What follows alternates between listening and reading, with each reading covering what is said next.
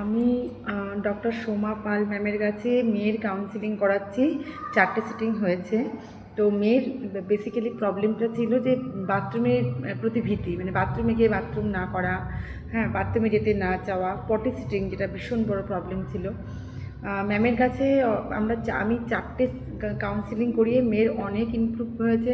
মেয়ে এখন রীতিমতো বাথরুমে যাচ্ছে, বাথরুমের ভীতিটা কেটেছে, পটি সিটিংটাও একদম পুরোপুরি ক্লিয়ার হয়ে গেছে।